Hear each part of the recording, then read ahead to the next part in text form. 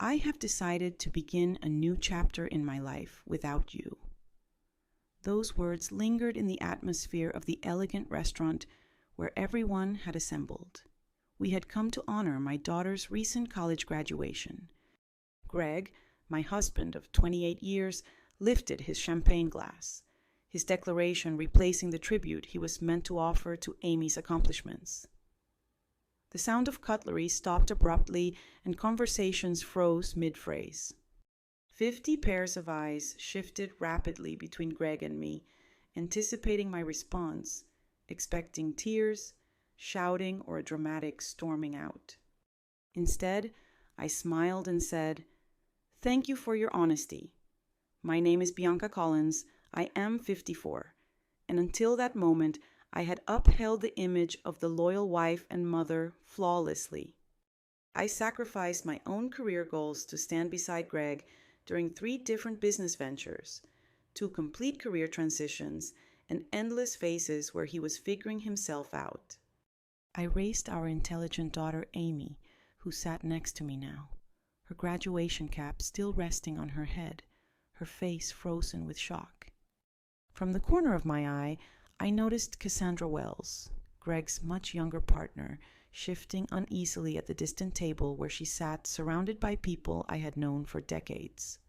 Friends who apparently were aware of the affair but never thought to inform me. The same Cassandra who had been at our Christmas gatherings, who once sought my guidance about her own career. With calm deliberation, I reached into my handbag. I took out a cream-colored envelope sealed tightly and placed it carefully next to Greg's plate. "What is this?" he asked with a victorious look on his face. Hesitating, I said, "Something for you to read later," keeping my tone calm. I then turned to Amy, whose face had lost all color, and kissed her cheek. "I am incredibly proud of you, sweetheart. Today is still about your achievement." After that, I straightened my dress and spoke to our stunned guests. "Please enjoy your meal. I wish everyone a wonderful afternoon." With those words, I left the restaurant, holding my head high while feeling 50 pairs of eyes fixed on me. The heavy door closed behind me, cutting off the growing whispers inside. The summer heat of Augusta hit me like a solid wall, but I welcomed it. For the first time in many years, I felt able to breathe freely.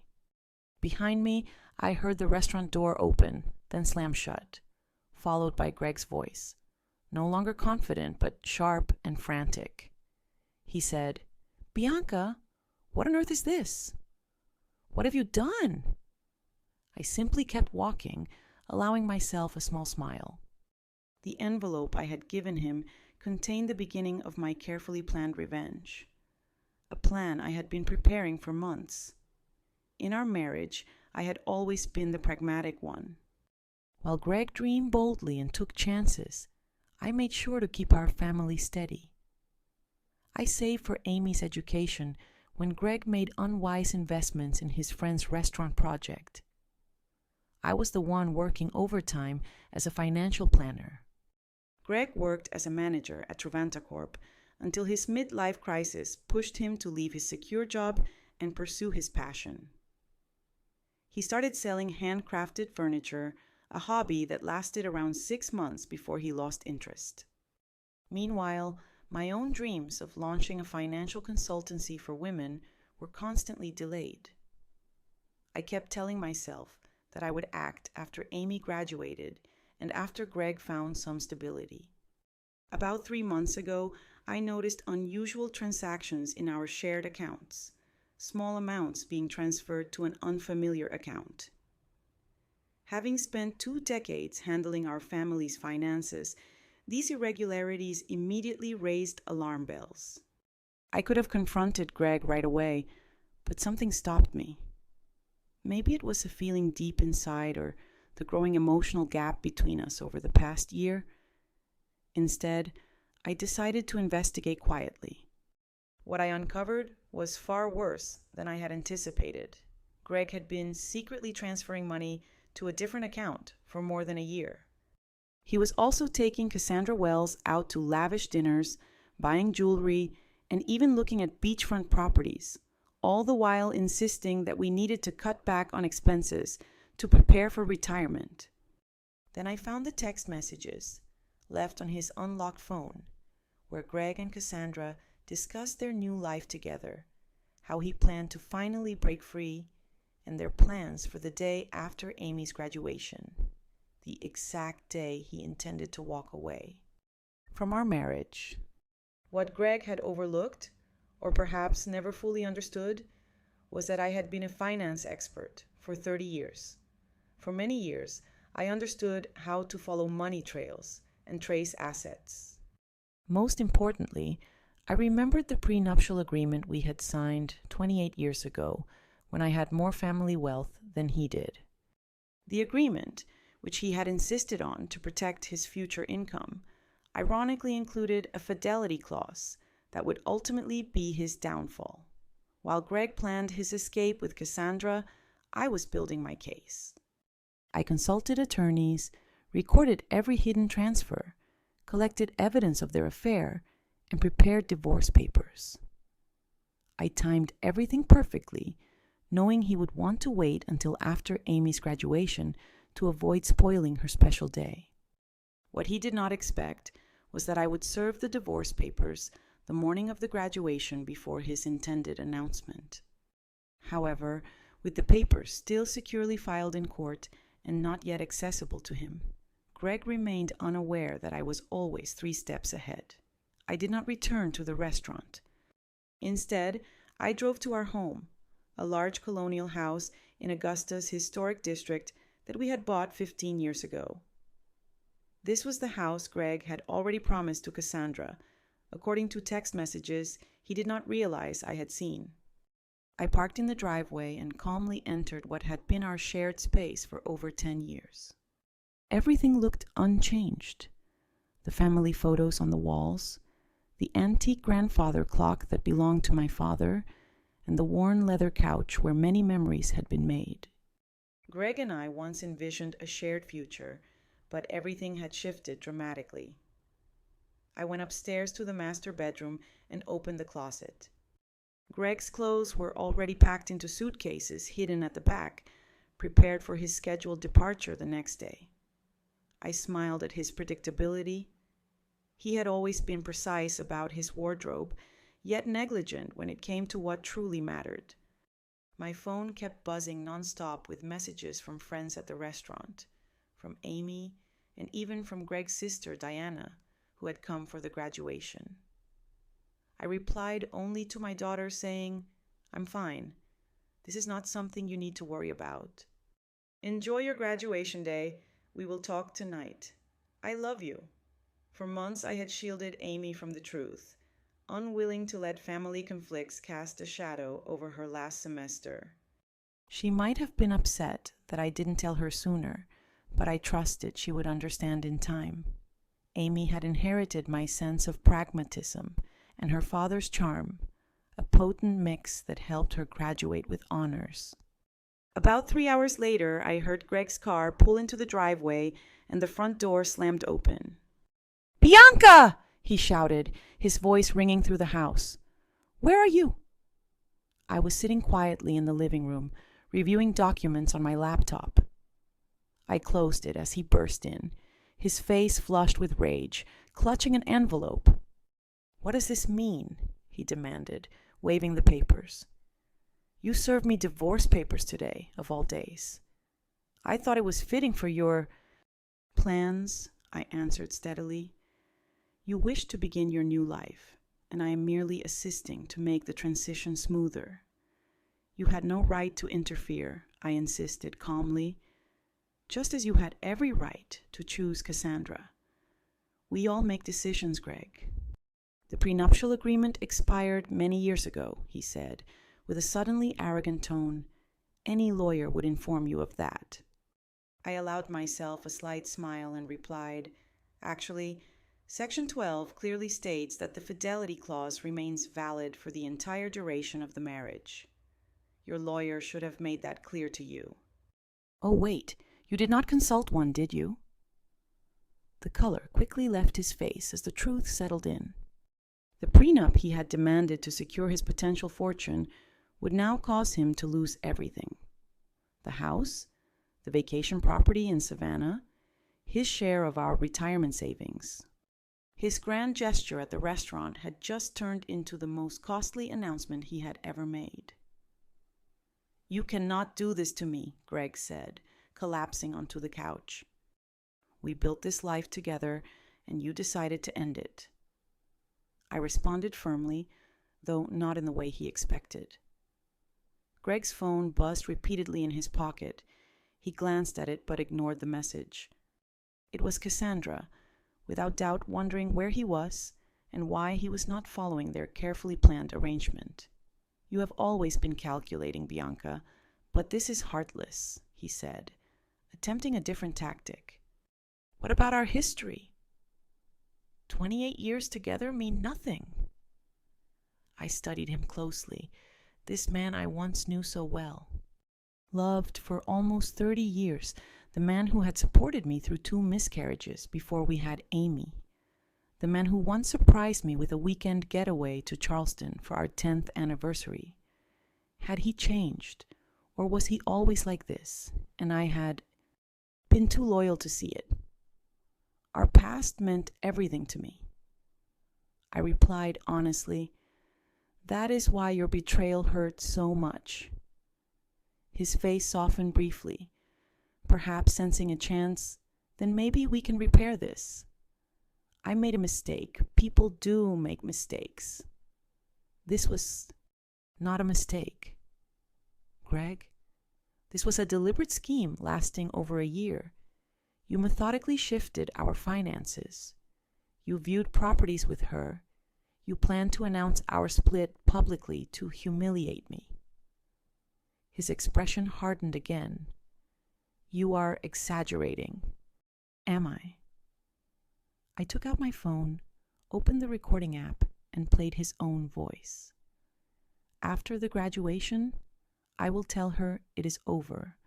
A public place is better. She will not cause a scene in front of everyone." Then Cassandra's voice, and she has no clue about the money, Greg, once more. "No, Bianca trusts me completely. That is her flaw." Color left his face. "You recorded our talks. That is illegal." "Not in Georgia, when one side agrees," I answered, "and not when it is in your own house. I did not record private. Moments with Cassandra, I am not heartless, just the talks about your schemes to cheat me." Greg stood up, suddenly disturbed. "I have to make some... Of course, I suggested your lawyer might be a reasonable place to begin. I will be staying at Amy's tonight." "Amy's," he stammered. "My sister's house." I nodded. "She is quite upset with you, actually. She was the first to see you and Cassandra together last Christmas. She did not tell me right away, but confronted you first. You assured her it meant nothing and that you would end it. When she realized you had not, she came to me. This was an unexpected blow. Amy and I had always been close, but Greg never imagined his own sister would take my side.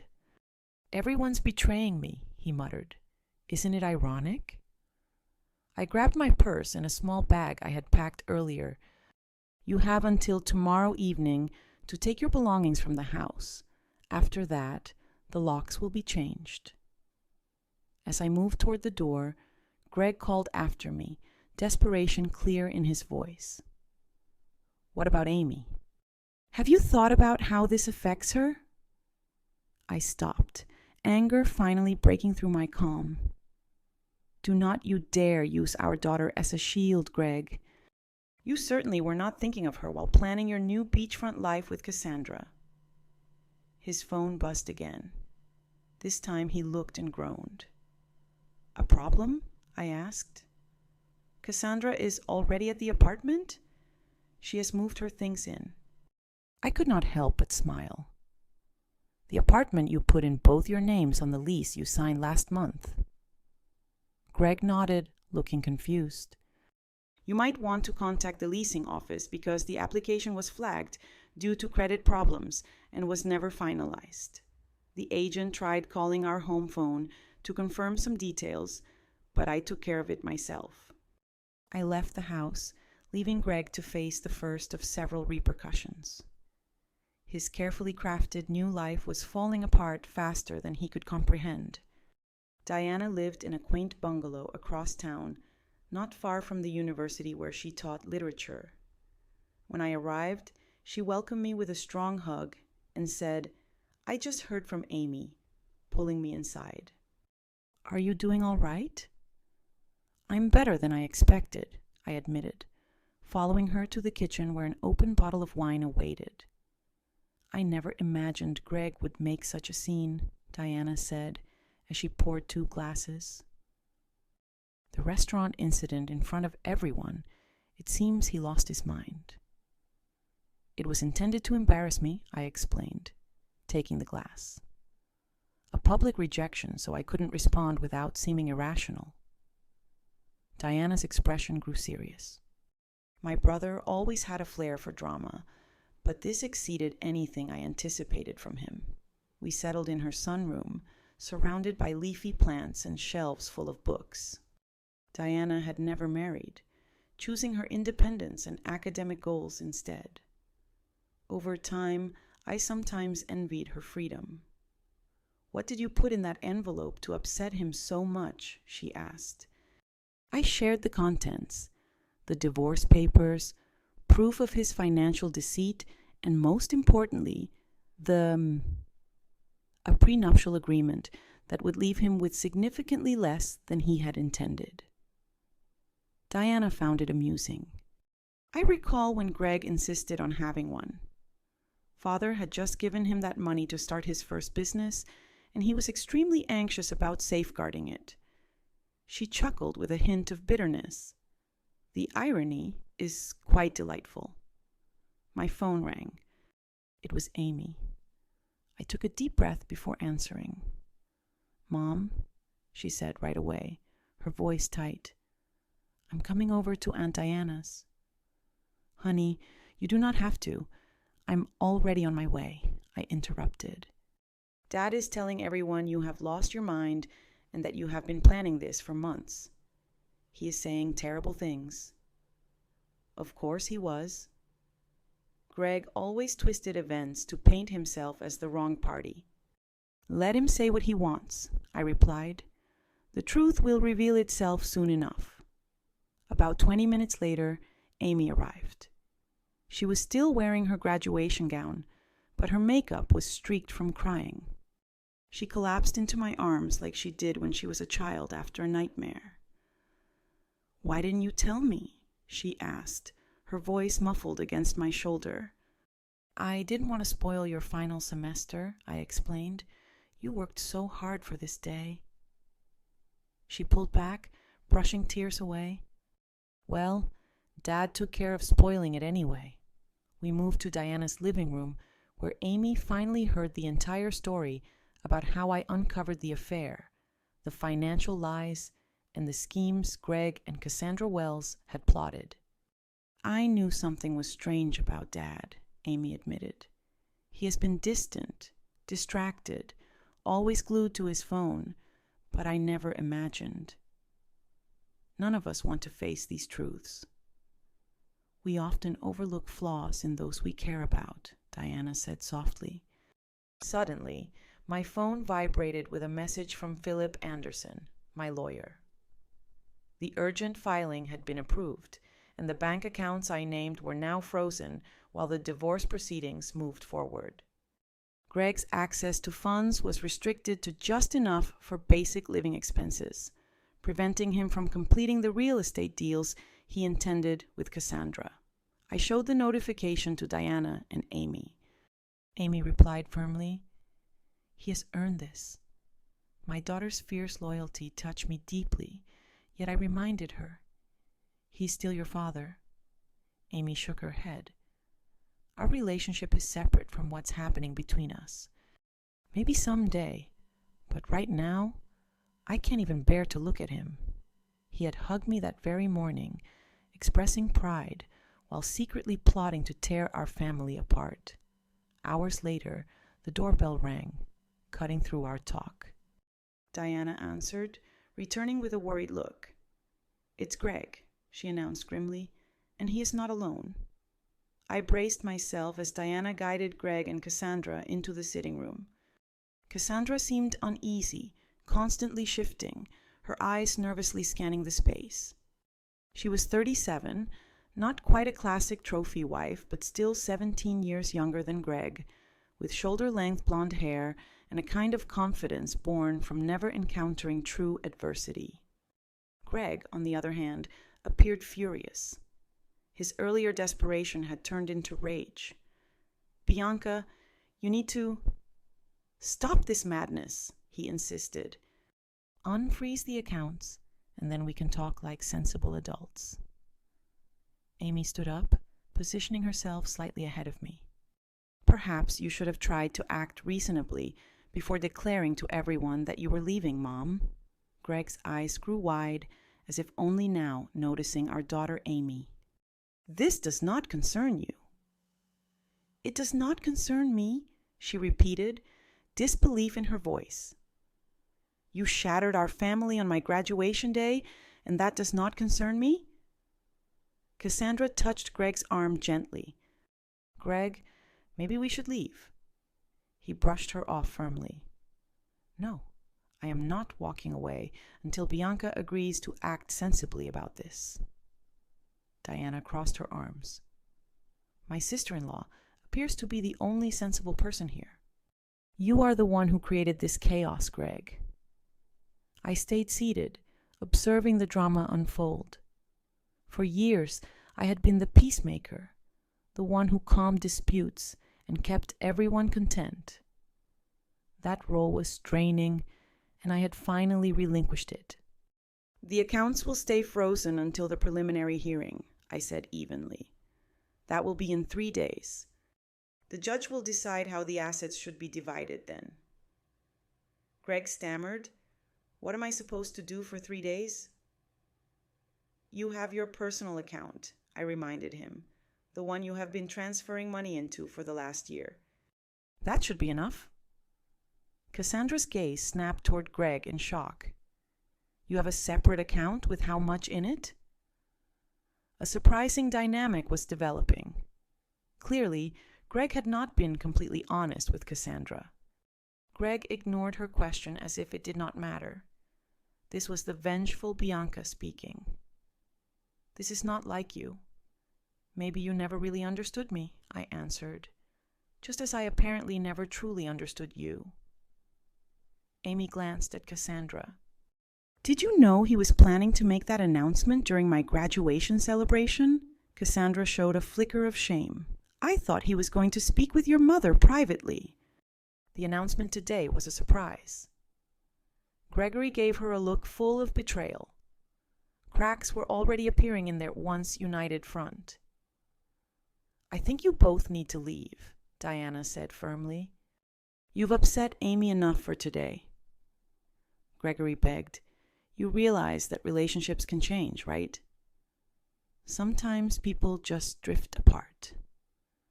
My daughter's expression grew cold in a way I had never seen before. "What I see is a coward who could not even grant Mom the respect of a private talk.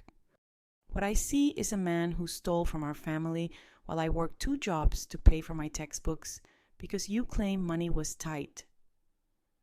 Gregory tried to deny that is not how it happened. "It absolutely is," Amy interrupted him. "Please leave, Dad. I cannot bear to look at you right now." The silence that followed was overwhelming. Finally, Gregory turned to leave with Cassandra following. At the door, he stopped and looked back at me. "This is not over, Bianca. I will fight you on this." I met his gaze, unwavering. "You are welcome to try." After they left, Amy sank down in exhaustion. Next to me on the couch, tears ran down her cheeks. I had never spoken to Dad like that before. I gently placed my arm around her shoulders. Sometimes standing up for what is right comes with its own pain. Diana brought us fresh glasses of wine to celebrate new beginnings, she said, raising her glass.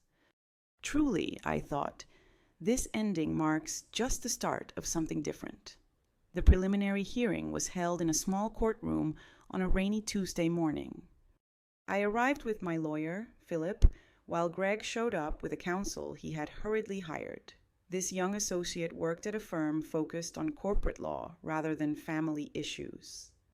Greg's poor choice in legal representation was yet another result of his rushed decisions. The judge, an elderly woman with sharp eyes and little tolerance for theatrics, carefully examined the prenuptial agreement. "This document appears to be valid," she stated, peering over her reading glasses at Greg's attorney. "Do you dispute its legitimacy?" The young lawyer cleared his throat. "Your Honor, we argue that the agreement is no longer valid due to the amount of time that has passed. Section 18 clearly states that its duration covers the length of the marriage plus any related legal proceedings following its dissolution." The judge read the passage aloud. "There is no specified expiration date." Greg leaned in to whisper urgently to his attorney, who looked more uneasy by the moment. The judge went on, "Furthermore, the proof of regular fund transfers seems to breach the financial disclosure rules outlined in section..." She sifted through the documents, then glanced up. "I am deciding to uphold the suspension on joint accounts until..." "The complete financial investigation is finished. Mr. Caldwell's personal account will remain available to him. The family residence will stay in Mrs. Caldwell's ownership throughout the legal process as outlined in the prenuptial agreements clause regarding unfaithfulness." Greg's face turned a deep shade of crimson. "This is unacceptable," he muttered loudly enough for me to hear. The judge gave him a sharp glance. "Mr. Caldwell, I advise you to revisit the contract you agreed to more attentively. This court will meet again in 30 days for the full hearing once the investigation is concluded." As we exited the courtroom, Greg approached me in the hall. "Bianca, please, we must discuss this sensibly. 28 years together cannot mean nothing." "It meant everything to me," I answered, "until you chose otherwise." I walked away, leaving him there in the courthouse hallway as the consequences of his decisions started to dawn on him. News traveled fast in our social group. Friends called every day, some offering comfort, others curious for gossip.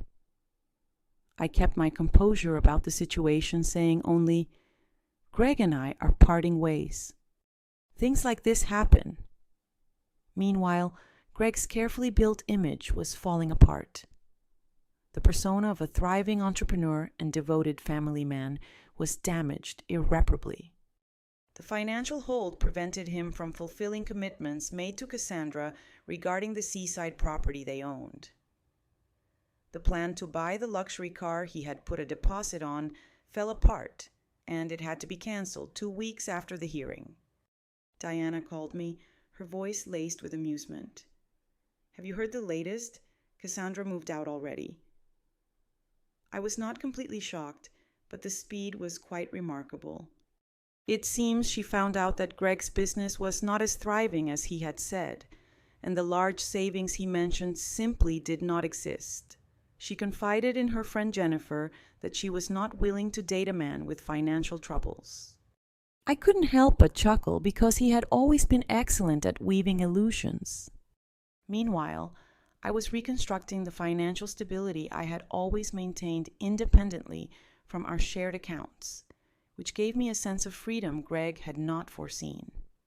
I rented a modest office space in the city and started launching the consultancy I had dreamed about for years.